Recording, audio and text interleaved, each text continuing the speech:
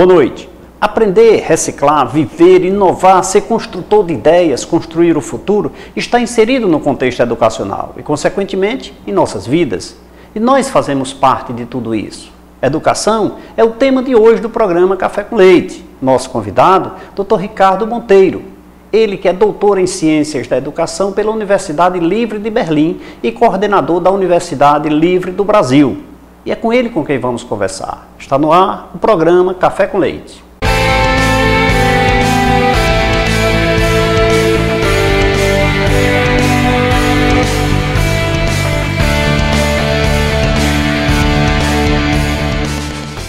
Estamos começando mais um programa Café com Leite, hoje itinerante aqui diretamente de João Pessoa. Nosso convidado, Dr. Ricardo Monteiro, ele que é doutor em Ciências da Educação e coordena de uma forma muito maravilhosa, muito espetacular, a Universidade Livre do Brasil.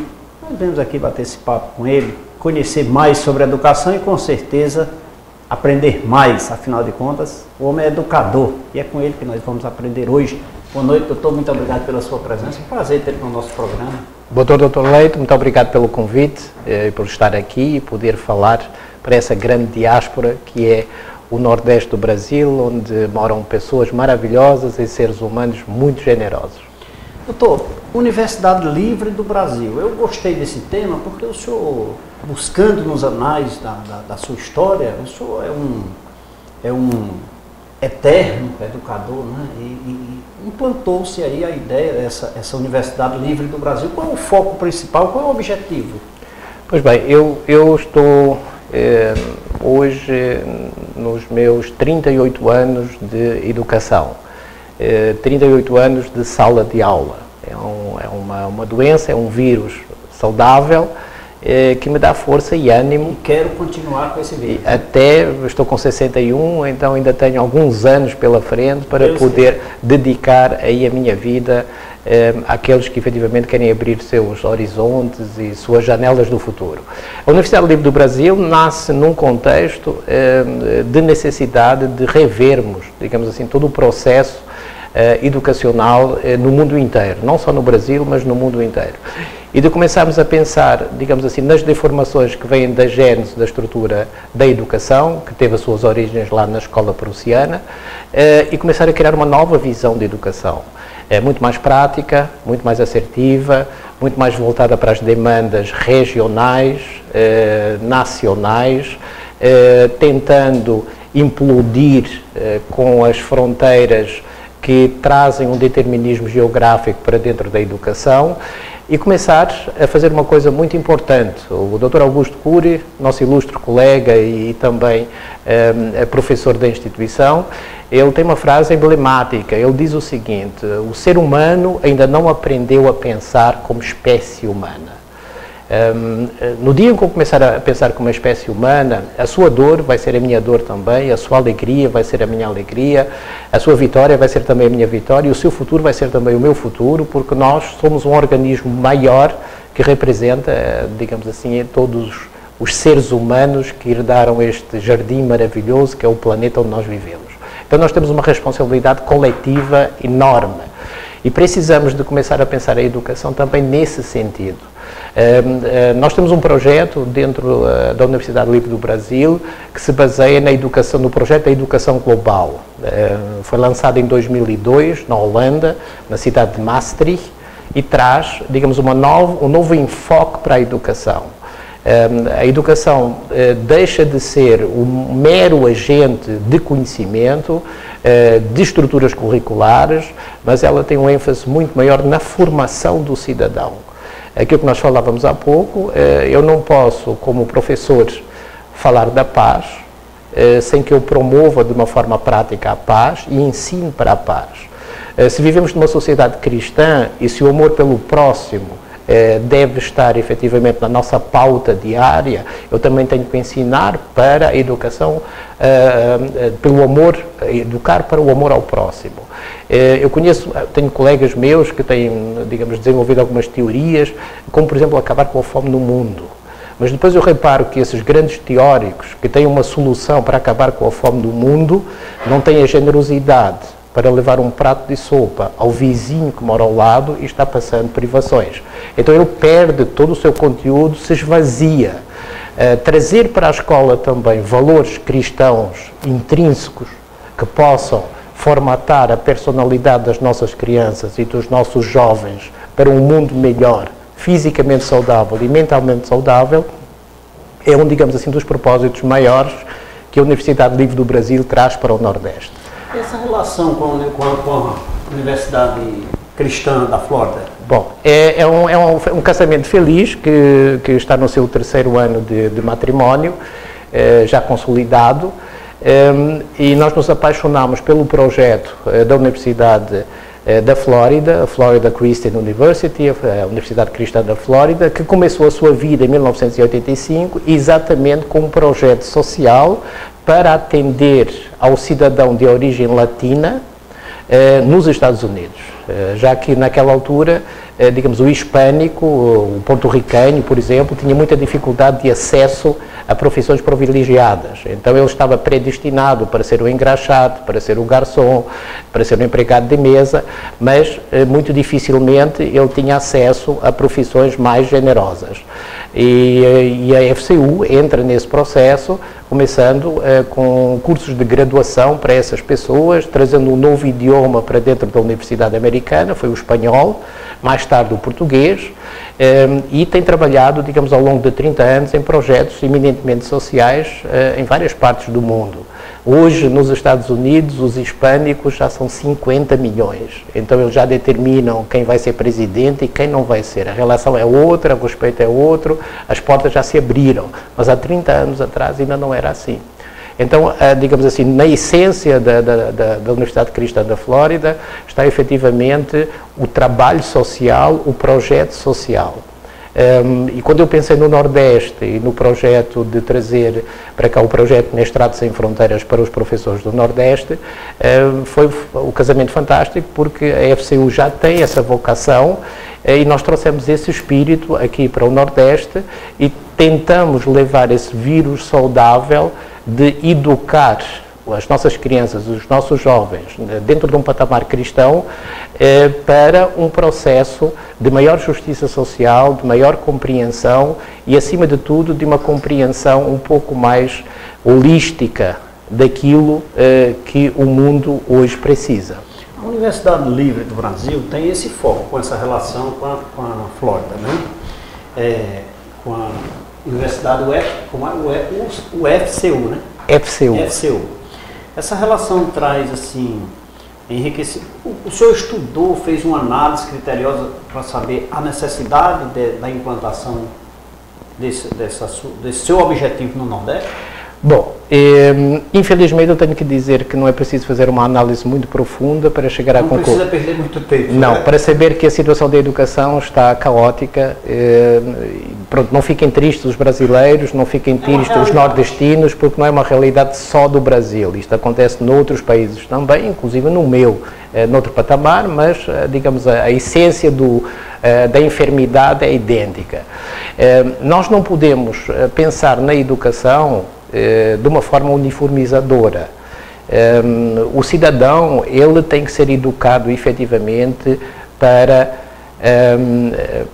ter uma consciência coletiva, para pensar numa forma transformadora a sociedade, e para isso ele tem que ter a liberdade de escolher, a liberdade de estudar.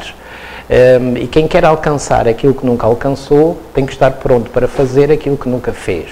Então nós precisamos de sair da área do medo, que é aquela que comanda hoje as nossas decisões, e começarmos a seguir um pouco mais os nossos sonhos.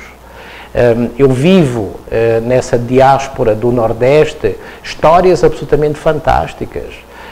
Vocês têm aqui no Nordeste pessoas, no Ceará, por exemplo, que é um celeiro incrível de pessoas com uma garra imensa para estudar e para alcançar seus objetivos, pessoas que viajam horas, que fazem sacrifícios imensos para poder fazer um mestrado e que choram quando dizem: se não fossem vocês hoje aqui na minha cidade, eu jamais realizaria o meu sonho de fazer um mestrado. É triste. É triste quando, digamos assim, as instituições governamentais, de uma forma administrativa, de uma forma burocrática, tratam aquilo que não pode ser tratado dessa forma.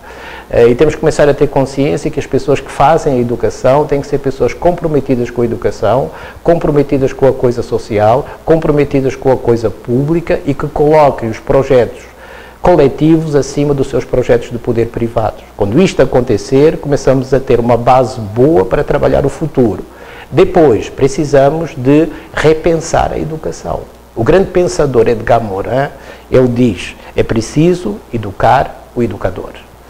Ora, este é um processo que só vai acontecer efetivamente com o correspondente direcionamento político-social a partir do momento que as nossas lideranças também comecem a pensar no bem da população e comecem a pensar no bem da criança e comecem a pensar no bem do jovem e comecem a apostar muito mais nos recursos intelectuais que estão ali dentro de uma sala de aula que, na maioria das vezes, não são descobertos.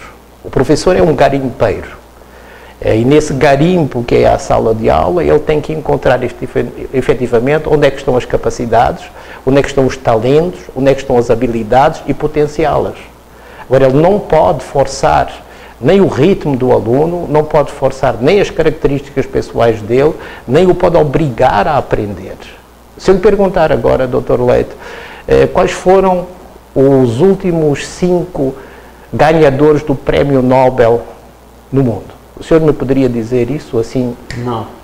Agora, se eu lhe perguntar assim, tem algum professor no ensino fundamental ou professora que tenha marcado a sua existência? Eu vou falar aqui praticamente todos.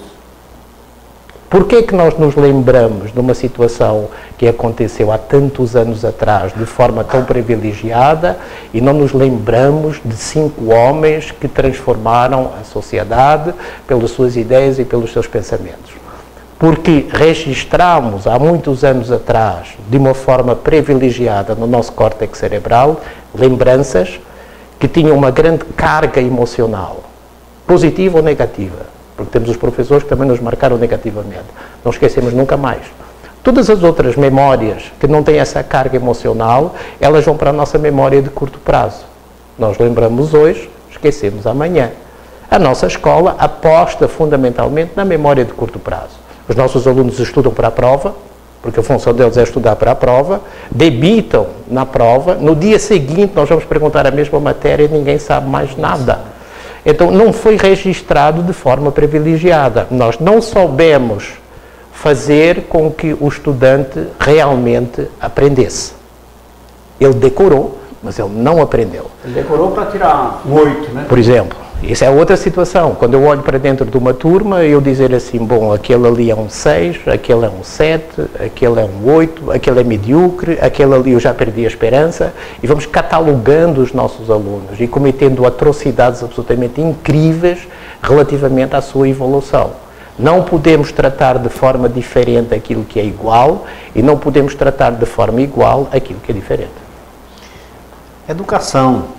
Saúde também faz parte do programa LAMIC. Com 32 anos de excelência em análises clínicas, o LAMIC conta com uma equipe de profissionais qualificados e 5 bioquímicos especialistas em diversas áreas clínicas. Uma estrutura completa, moderna e confortável, onde seus pacientes têm atendimento diferenciado. Equipamentos de última geração e as melhores metodologias para realizá-los. Laboratório LAMIC, excelência em análises clínicas. Um abraço a todos que fazem o laboratório LAMIC na região do Cariri. Um abraço para Ivanilson, doutor Ivanilson Júnior, doutor Leonardo Davi e doutora Socorro Cabral Bezerra, que fazem a administração maravilhosa do laboratório LAMIC. Doutor, educando o educador, isso implica dizer que o educador ele deve ser reciclado com frequência, insistentemente?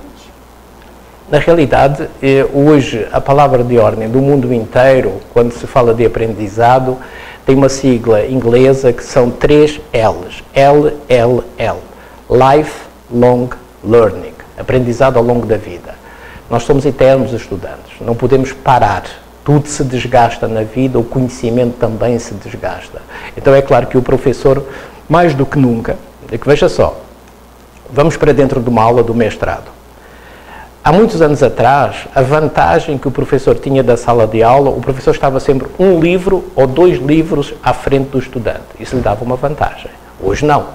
Hoje eu estou numa aula de mestrado, todo mundo tem um laptop, e aquilo que eu digo, na mesma hora, pode ser contestado. Desculpe, professor, mas já tem estudos recentes, estou lendo aqui, que dizem exatamente o contrário que o senhor está dizendo.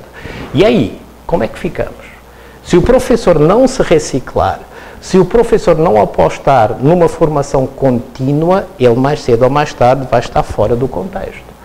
E ele vai ser aluno do aluno, né? Mas é exatamente essa questão. Nós somos alunos dos nossos alunos. Quando mas o professor... rebatendo... Sim, claro, porque ele tem um conhecimento, ele tem uma informação privilegiada que eu não tenho naquele momento.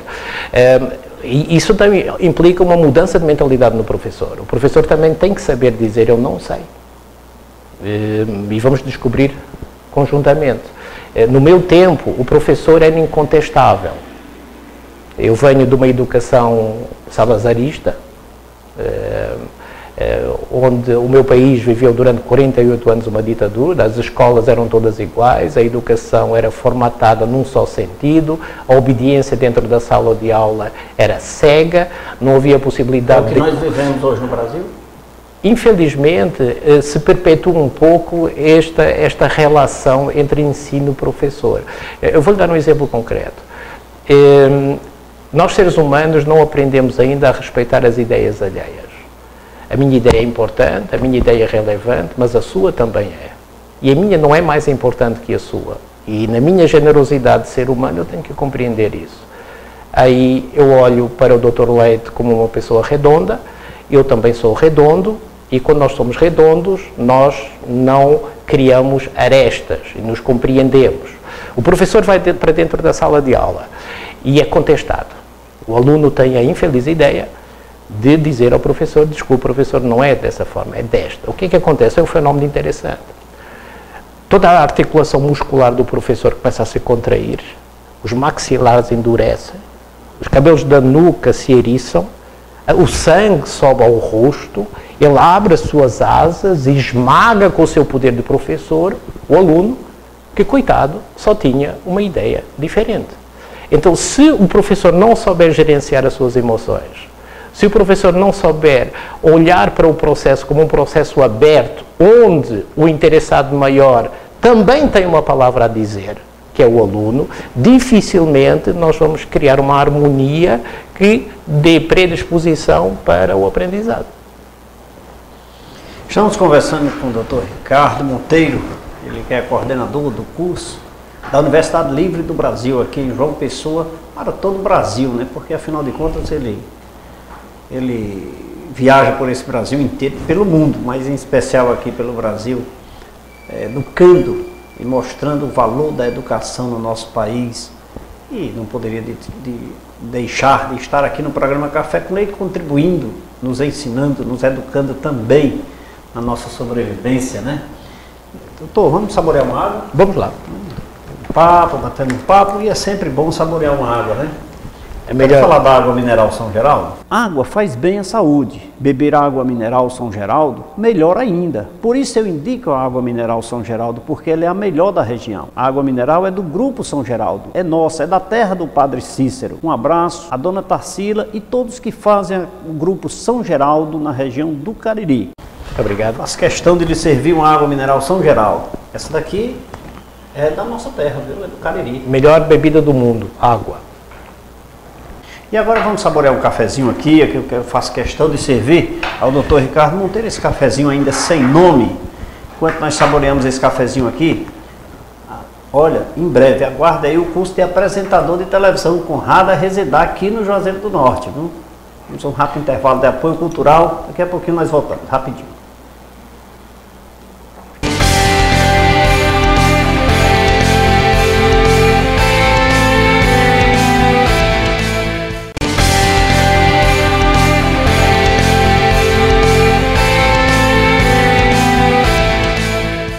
Estamos de volta nesse segundo bloco do programa Café com Leite. Nosso convidado de hoje, Dr. Ricardo Monteiro, ele que é coordenador da Universidade Livre do Brasil, está aqui nos dando uma verdadeira aula educador como é, não poderia deixar aqui de nos proporcionar essa maravilhosa aula sobre educação. E você que está nos assistindo agora pode procurar acessar, né, doutor, o site, tem o site, isso. O acesso a sua universidade. Qual é o site? www.ulb, que é a abreviatura de Universidade Livre do Brasil, ponto, e depois tem uma palavra inglesa, education. Pronto. É só acessar, tem todas as informações. Tem todas as informações, contatos, etc. Muito e bem. Teremos todo o prazer em responder a qualquer solicitação. Pronto. Vamos começar esse segundo bloco, lógico, falando das entulhos. Se você não quer ter problema com a fiscalização na hora de construir, se você pensa em contribuir com o meio ambiente, chegou no Cariri a solução. A remoção de entulhos é de responsabilidade daquele que produz, e pensando nisso, a Azul Entulhos veio para somar. Portanto, conte com a Azul Entulhos, ela faz isso para você. Você liga 8866-8444 de qualquer parte da região do Cariri e a Azul Entulhos vai até você. Professor, eu vou lhe chamar de professor, né? Porque coordenador, professor... Por favor. Né? É doutor. Na verdade, ele é doutor em ciências da educação, mas professor porque a maioria dos professores que de fato possuem esse título, que são apaixonados, né? Eu diria que 95% dos professores são de fato apaixonados, né? Então, tem outros títulos, mas não me chama de professor. Eu também gosto. Gosta muito, né? Demais. Então, que bom. Mas ele é doutor em ciências da educação e não deixa de ser professor em doutorado. A Universidade Livre do Brasil, ela proporciona apenas mestrados e doutorados ou tem cursos de graduação? Não, nós não trabalhamos na área da graduação, nós trabalhamos somente na área dos cursos de pós-graduação stricto sensu. E também possibilitamos o acesso a algumas formações específicas na área da educação para, digamos assim, disponibilizar aos professores determinadas ferramentas psicopedagógicas. Por exemplo, hoje nós temos as neurociências que entraram fortemente no sistema educativo. Então, por exemplo, fazer workshops ou formações específicas em neurodidática, em neuroaprendizagem e possibilitar ao professor ter acesso a essas ferramentas para ela começar a compreender de forma diferente o cérebro que está chegando hoje à escola, que não é o mesmo cérebro que chegava há 20 anos ou 30 anos atrás. Então precisamos estar atentos para isso, para compreendermos como é que nós podemos, por um lado, conquistar as emoções dos nossos alunos. Deixa-me só fazer uma pequena referência. Tem uma escola que pode ser considerada a escola modelo no mundo, é um projeto chamado Escolas Waldorf. O fundador das Escolas Waldorf se chama Rudolf Steiner, alemão. E ele disse uma vez num discurso dele uma coisa extremamente impactante e que eu nunca esqueci. Ele disse o seguinte: um aluno de 6 anos de idade, quando ele olha para o professor, a pergunta maior que ele faz não é quanto é que tu sabes. Isso é irrelevante para o aluno. Ele faz uma pergunta muito mais profunda no íntimo dele. Quem é você?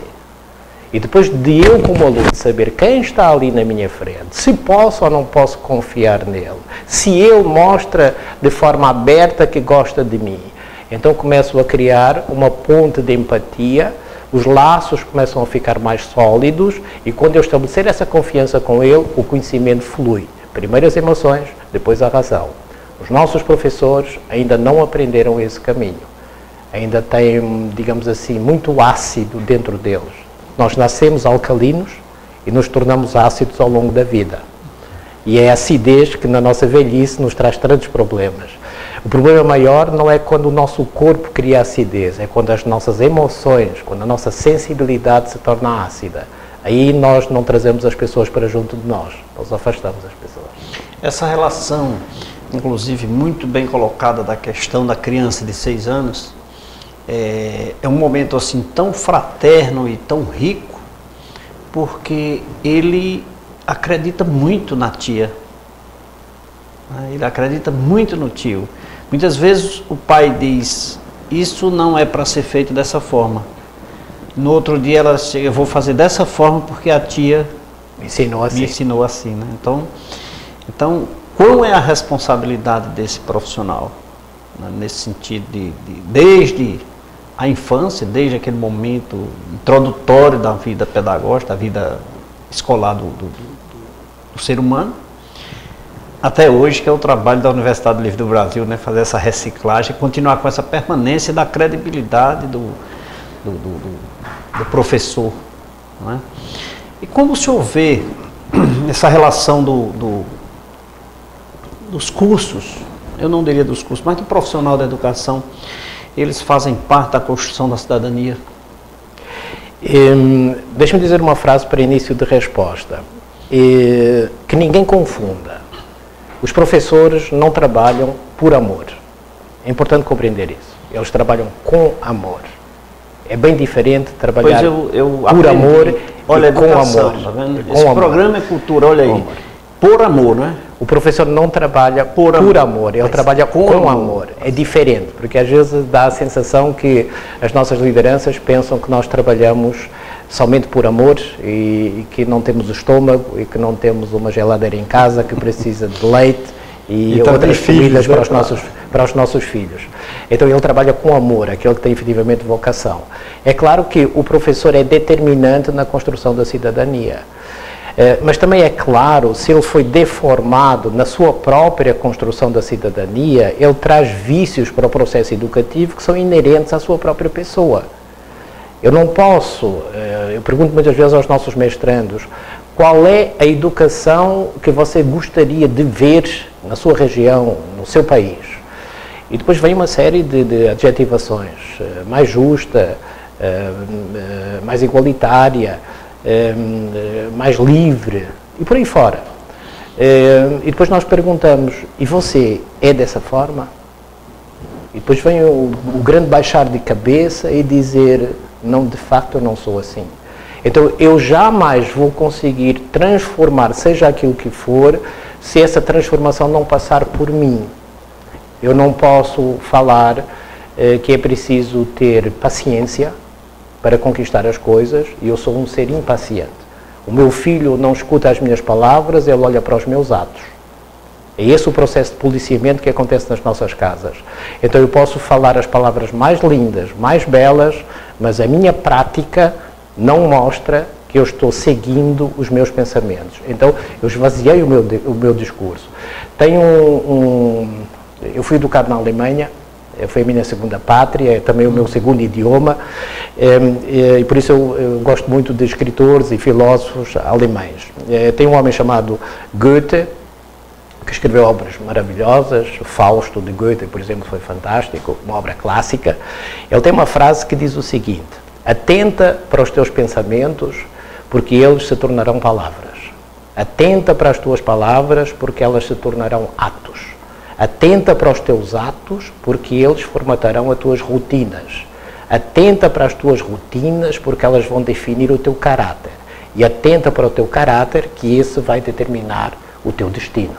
Começou tudo onde? No pensamento. Pensamento, palavra, ato, rotina, caráter, destino. Então a forma como eu construo os meus pensamentos, a forma como eu determino a minha forma de pensar vai ser fundamental para tudo aquilo que eu vou fazer na vida.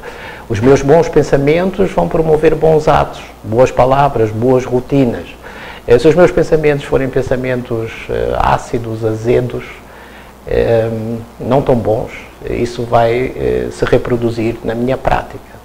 Então eu não posso falar de ética aos meus filhos e depois saio de carro com eles e vou comprar 2 DVDs pirata ali na esquina. Porque eu falei de ética, mas estou contrariando a ética na minha prática. Eu não posso falar aos meus filhos que tenho que ser paciente e quando eu estiver num cruzamento e o carro da frente que já está verde não sai, eu buzinar e falar alguns impropérios pela janela para que o homem saia da minha frente. Então tenho que me policiar muito. Eu sou aquilo que eu penso. É uma responsabilidade imensa, né? Que o educador tem. Tem que vincular as suas palavras aos seus atos, né, suas ações. Pensar uma coisa, falar essa mesma coisa e fazer essa mesma coisa. O que é que nós fazemos hoje? Pensamos uma coisa, falamos outra e fazemos outra. Eu não confio em pessoas assim. Eu confio nas pessoas que pensam, dizem e fazem. E essa relação de congruência é fundamental para eu dizer, ali está um caráter retilíneo. Como o senhor vê a educação no Brasil nesse aspecto de ascensão, a imposição do serviço público no aspecto da educação, ou seja, adota-se um critério e ele é imposto ao aluno? Essa é uma situação extremamente complexa, e não só no Brasil. Eu não posso, ninguém que não queira aprender, aprende. E ninguém que não tenha liberdade para aprender, aprende verdadeiramente. Se for analisar todos os grandes pensadores, vocês aqui no Brasil absorveram muito as escolas de Montessori, a escola montessoriana, a escola construtivista de Piaget, ou neoconstrutivista de Vygotsky, vocês absorveram muito esses ensinamentos. Então eu vou utilizá-los como exemplo. Todas essas pessoas, se vocês forem analisar na essência, Montessori, por exemplo, dizia assim: não me sigam a mim, sigam a criança. O que é que ela queria dizer? Não sigam somente os meus teoremas, as minhas teorias, as minhas crenças, as minhas sugestões. Concentrem o vosso foco na criança. Deem liberdade para a criança agir e depois a acompanhem nas suas capacidades e nas suas aptidões. Piaget diz a mesma coisa. Piaget diz que se eu puder dar a liberdade ao aprendiz e depois o acompanhar naquilo que ele gosta de fazer, ele vai aprender de forma privilegiada. Então, se a liberdade está na essência do pensamento educativo, eu tenho que promover essa liberdade. E eu digo sinceramente, eu concordo com um jornalista britânico, eu não me recordo agora o nome dele, mas ele disse uma situação assustadora. Ele diz o seguinte: quando eu passo na frente das escolas e na frente das prisões, eu lamento as pessoas que estão lá dentro, porque de uma forma ou de outra eles continuam prisioneiros. É uma verdadeira aula aqui, educativa, tendo aqui com o doutor Ricardo Monteiro, mas eu não posso deixar aqui de abraçar o nosso amigo Marconi da Amigona. Se você precisa de equipamentos de proteção individual EPI e de ferramentas Bosch, Skil, Motomil, Tramontina, Chaperini e outras, você encontra na Amigona Máquinas e Equipamentos. Visite uma de nossas lojas. Amigona, Máquinas e Ferramentas, na Rua São Pedro, 1761, em Juazeiro do Norte.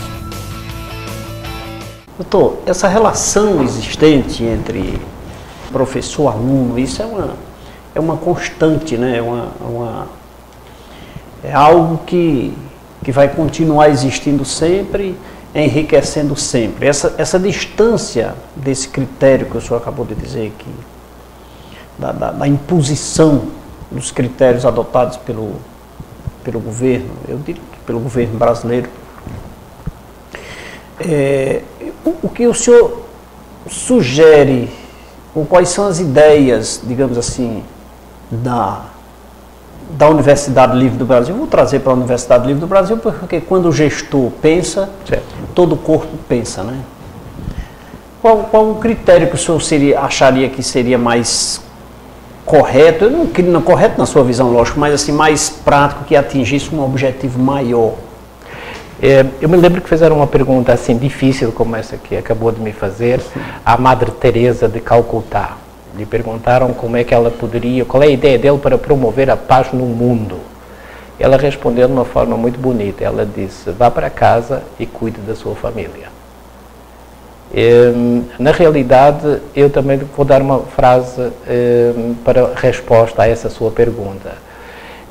Precisamos de conversar mais uns com os outros sobre aquilo que nos une e menos sobre aquilo que nos separa. E, acima de tudo, seja um círculo, né, para não criar arestas. Sim. Sermos redondos nos nossos propósitos, generosos, saber respeitar conceitos e ideias alheias, agregar esforços. Compreenda assim: se no meu organismo as células se agruparem em colónias e se começarem a degladiar dentro do meu sistema, mais cedo ou mais tarde o meu organismo vai entrar em colapso. A sociedade não é diferente. E aquilo que nós verificamos hoje, quer dizer, neste momento que nós aqui estamos sentados, por estatísticas que eu li há pouco tempo, estão acontecendo 42 guerras no mundo. 20 mil crianças estão morrendo de fome todos os dias. O organismo está doente. Eu criei, digamos assim, uma visão apática relativamente àquilo que está acontecendo ao outro lado do mundo, como se isso não me afetasse. Afeta, porque está afetando a humanidade. Eu faço parte da humanidade. E se o corpo entrar em colapso em função dessas situações que estão acontecendo do outro lado do mundo, eu também vou sofrer. Então eu não posso dizer que isso não me diz respeito. Eu tenho que criar essa consciência coletiva. A nossa escola, hoje, como nós a temos, ela educa para a competição. Competição gera guerra. Numa competição tem quem ganha, tem quem perde. Tem quem ria e quem se acha feio. Um sistema educativo não pode ser arquitetado em cima desta dicotomia. Vencedor, perdedor. E essa consciência não existe no processo escolar. Todos nós temos que ser vencedores. E quem não é vencedor fica para trás. Existe uma responsabilidade muito grande em pensadores como Darwin. A teoria evolucionista, ela nos leva à compreensão de que só sobrevive o mais apto. E quando nós acreditamos que só o mais apto é que sobrevive, criamos um conceito, uma nova lei, que nós conhecemos como lei da selva. E essa lei da selva impera hoje na nossa sociedade. Então, o ser foi desarticulado e o ter começa a assumir um papel dominante na sociedade. E é uma coisa, o vosso Paulo Freire dizia que o maior sonho do oprimido é se tornar um opressor. É um ciclo vicioso. Precisamos ter muito cuidado, temos que eliminar um pouco mais as desigualdades sociais. A educação é o caminho. Não tem outro caminho, não tem outro caminho.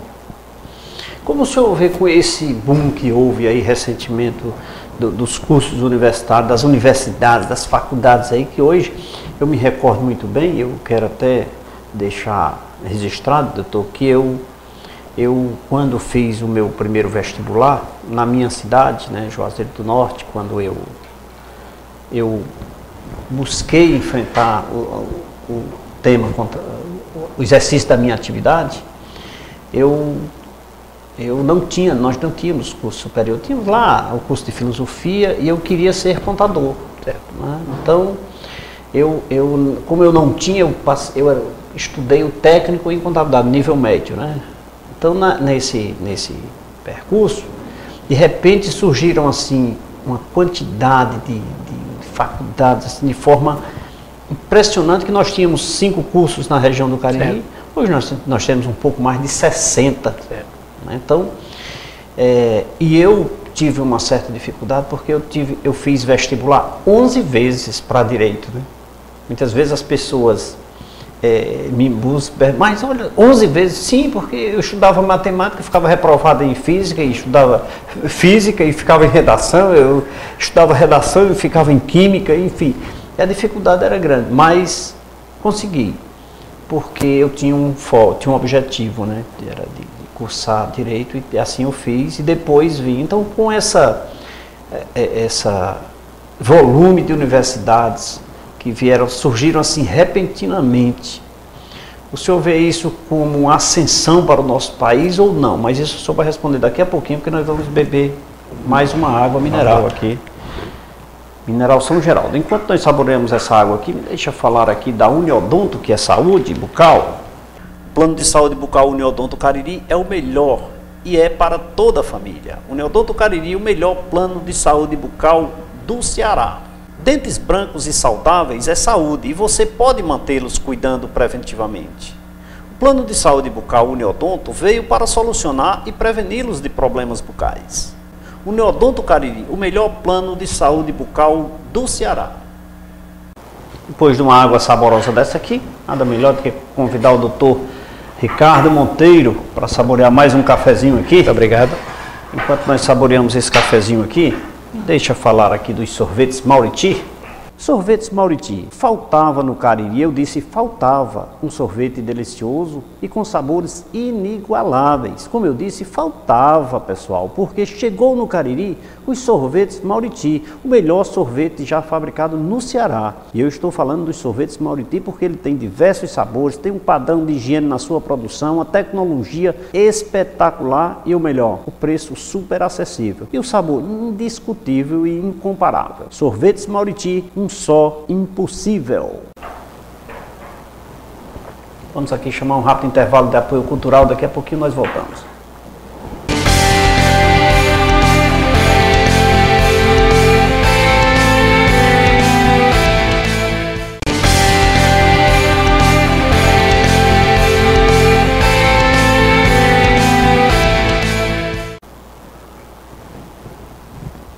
Olha, quase usando a cola maluca, quase não soltava o cafezinho mais aqui durante esse intervalo.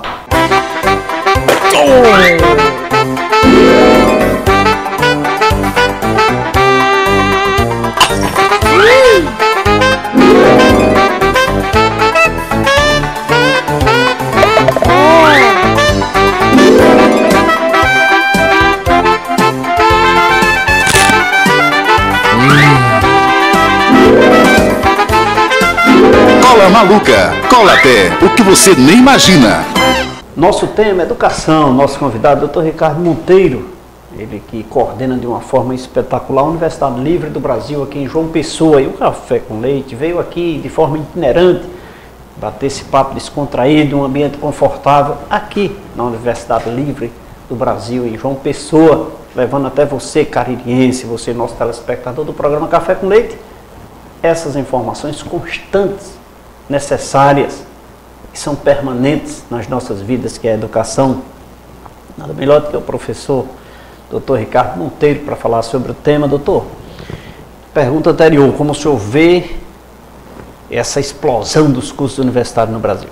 É claro que alguma coisa tinha que ser feita. Digamos, a demanda reprimida é imensa. O vosso país é um gigante. Espero que acordado e não adormecido para um futuro próximo. Perfeito. E longínquo,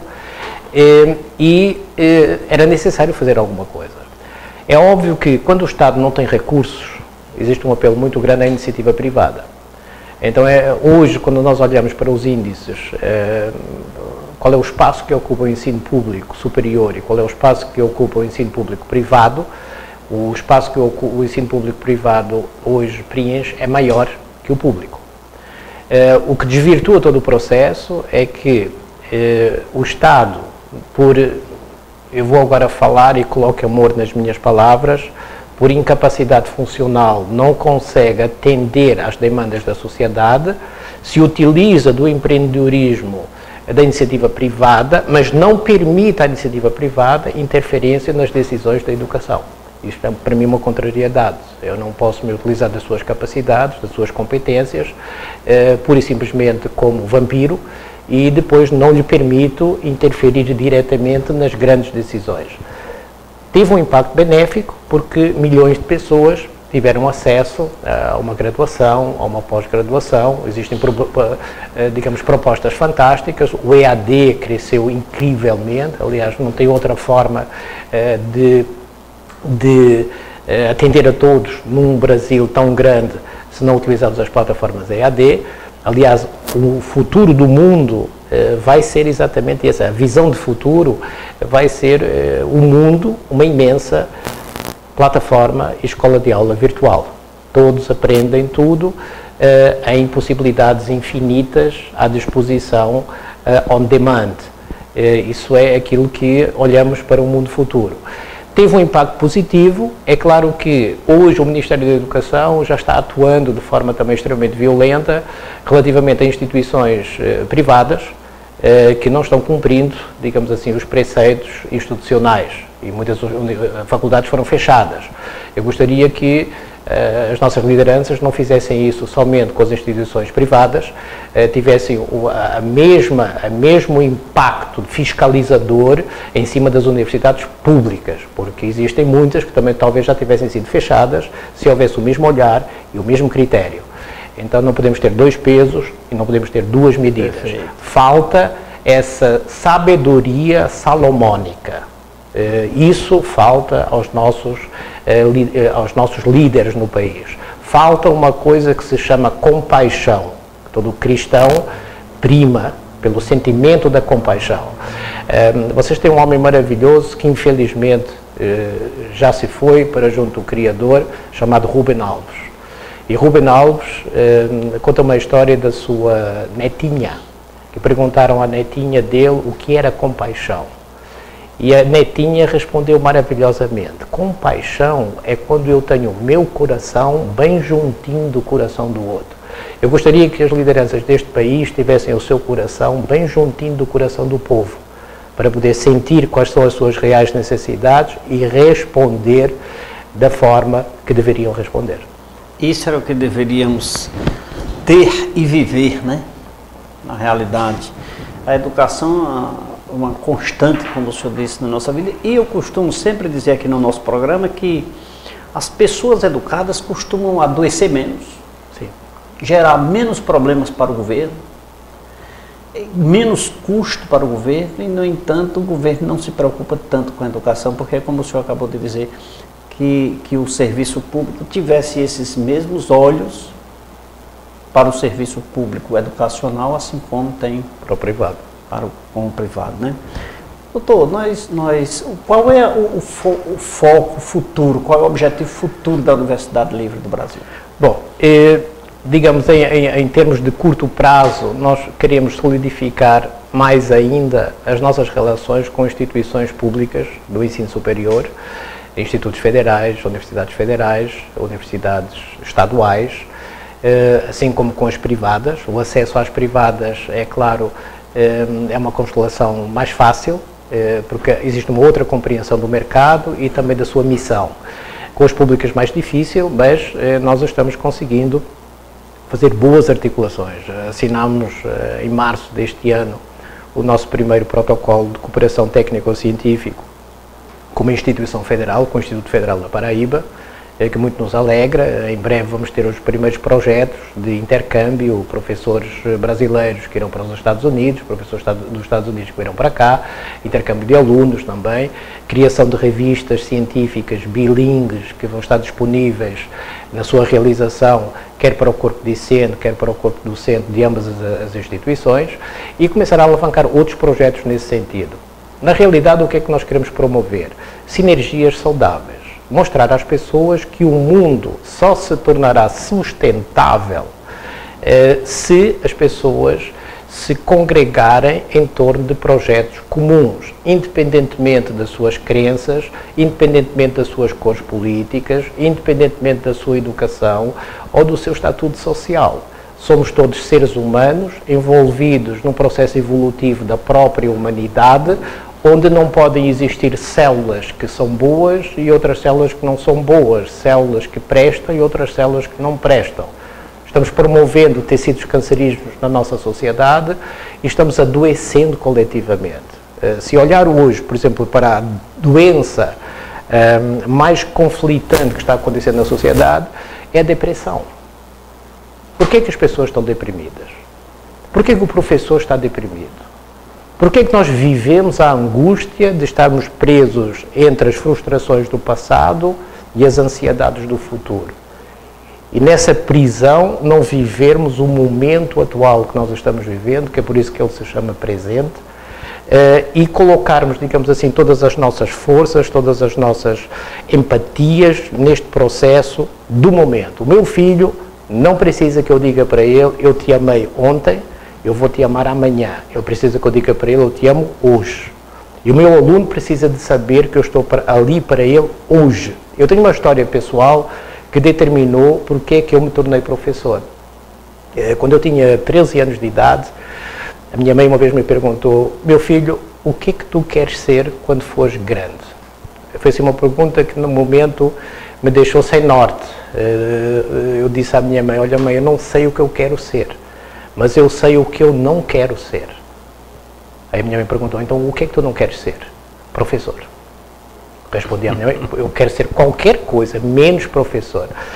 No ano seguinte, quando eu fiz os meus 14 anos, eu frequentava um liceu de ciências humanas na Alemanha, numa cidade chamada Waldkirch, que é ao sul da Suábia, no estado da Suábia. Eu tive a necessidade de um terceiro idioma naquela época. Eu tinha que escolher entre o francês e o latim. Não me pergunte porque é que eu escolhi o latim, mas eu escolhi o latim, talvez por rebeldia. O francês todo mundo queria, no latim ninguém, eu fui para o latim. Mudou a minha vida. recebi um professor chamado Laumann, um alemão de 2,5 metros de altura, um homem de uma estatura de guerreiro, mas que tinha uma fala mansa. Ele ensinava latim e ética. Era daqueles professores que, quando entrava na sala de aula, todo mundo se calava. Quando ele falava, todo mundo bebia as palavras da boca dele. Eu fiquei tão impressionado com aquele homem e aprendi tanto com ele que, passado 2 meses de aulas, eu cheguei a casa e disse: mãe, já sei o que eu vou ser. Ser professor. E a minha mãe estava lavando a louça. Então diz lá, meu filho, vou ser professor. A minha mãe quase quebra o prato, porque algum tempo antes eu tinha dito exatamente o contrário. Então existem momentos na nossa vida que são determinantes para o nosso futuro e que criam uma explosão de impulsos e nós nos redirecionamos. O que é preciso é estar atento à necessidade de mudança. As rotinas nos mortificam. Tem um grande pensador chamado Howard Gardner, que é o pai da teoria das inteligências múltiplas. Ele uma vez esteve na China e ele contou uma história interessante. A China é extremamente tradicionalista. Ele perguntou a uma professora do ensino fundamental como é que ela sabia que estava certa. E ela respondeu: meu filho, eu já faço isto há tantos anos desta maneira que eu sei que eu estou certo. Ora, quantas vezes nós não respondemos assim também? E com isso nos bloqueamos para a inovação, nos bloqueamos para a mudança, nos bloqueamos para a compreensão daquilo que está para além de nós. O professor tem que ter essa generosidade de reciclagem constante, de inovação constante. Uma criança aos 3 anos de idade, ela tem um pico de criatividade que está bem perto dos 100%.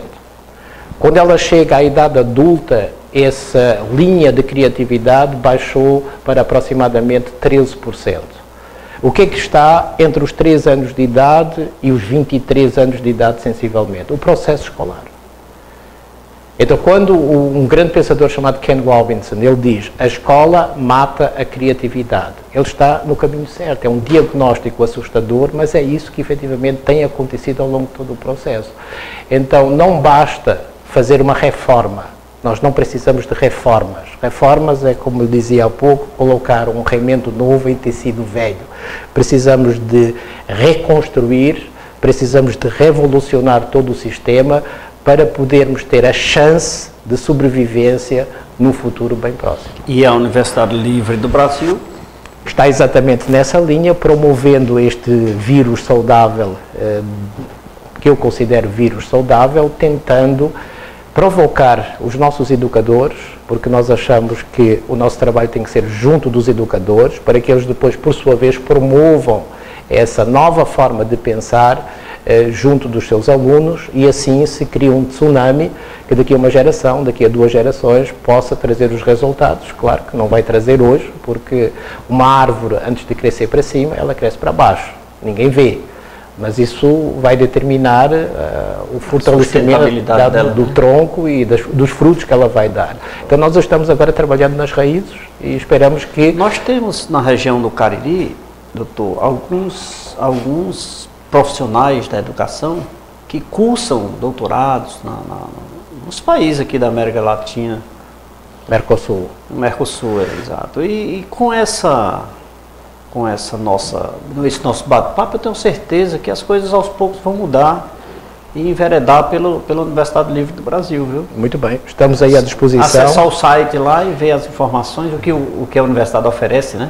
Exatamente, e a possibilidade de um dia estarmos também no Juazeiro, no Cariri, e fazer uma apresentação do nosso trabalho a pessoas de responsabilidade, para pelo menos considerarem uma alternativa que as possa ajudar a transformar o processo educativo na sua região. Agregando valores, né?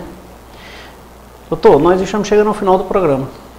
Nosso bate-papo está gostoso, com certeza a educação, com esse nosso programa, os nossos educadores hão de pensar 2 vezes. Eu espero que acessem o site aí, mais uma vez aí no rodapé, para você acessar e faça as perguntas que o doutor Ricardo vai responder para você, ou a sua assessoria vai lhe responder. E se você não conseguir, passe para nós, que nós vamos cobrar dele aqui. Porque o objetivo é crescer, é somar, é adicionar. Eu estive aqui na universidade e não vi nada, não se utiliza aqui diminuir nem dividir, né? Só multiplicar e somar. Somar.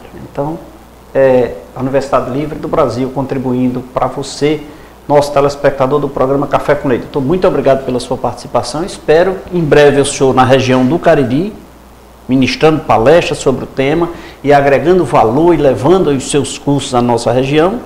Agradecer a sua participação aqui no nosso programa. Muito obrigado. Muito obrigado também, Dr. Leite, pelo convite, pela presença. Um abraço do coração para todos os que habitam esse Cariri maravilhoso. Eu espero poder estar em breve no Juazeiro para fazer uma apresentação do nosso trabalho, da nossa proposta e, quem sabe, em breve também estarmos atuando naquela área. Com certeza. Chegamos ao final de mais um programa Café com Leite, itinerante, hoje aqui diretamente da Universidade Livre do Brasil, aqui em João Pessoa, conversando com essa pessoa maravilhosa, Dr. Ricardo Monteiro. Amanhã estaremos de volta aqui, às 20h30. Um abraço a todos e até lá.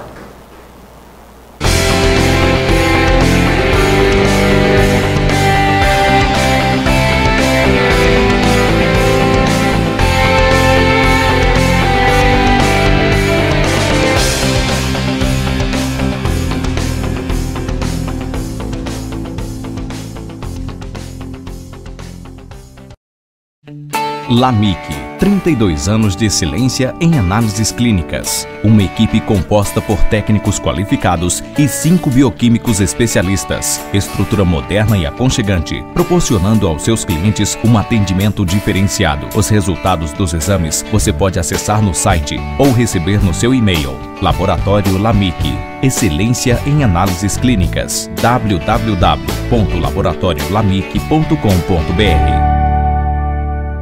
Esse balanço que não há noutro lugar, toda essa cor abençoada tropical. Seja onde for, é muito fácil de notar, só brasileiro é que tem esse alto astral. Refrigerante com o jeito do Brasil, é São Geraldo, é mais gostoso, é natural. Muito gelado pra galera que anda mil, é delicioso, é a pedida ideal. Sabor brasileiro, refrescante por inteiro, é São Geraldo, é sem igual. Se você não quer ter problema com a fiscalização na hora de construir, se você pensa em contribuir com o meio ambiente, chegou no Cariri a solução. A remoção de entulhos é de responsabilidade daquele que produz, e pensando nisso, a Azul Entulhos veio para somar. Portanto, conte com a Azul Entulhos, ela faz isso para você. Você liga 8866-8444 de qualquer parte da região do Cariri e a Azul Entulhos vai até você. Se você precisa de equipamentos de proteção individual EPI e de ferramentas Bosch, Skill, Motomil, Tramontina, Chaperini e outras, você encontra na Amigona Máquinas e Equipamentos. Visite uma de nossas lojas. Amigona, Máquinas e Ferramentas, na Rua São Pedro, 1761, em Juazeiro do Norte.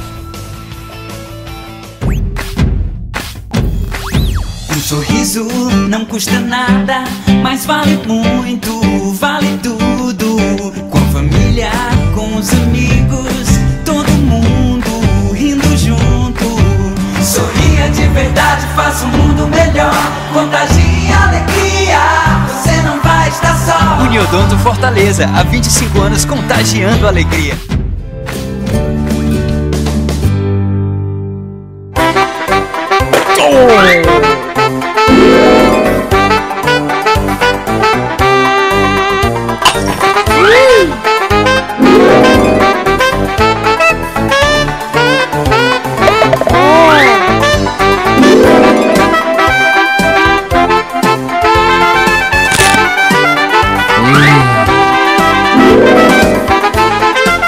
Cola Maluca, cola até o que você nem imagina.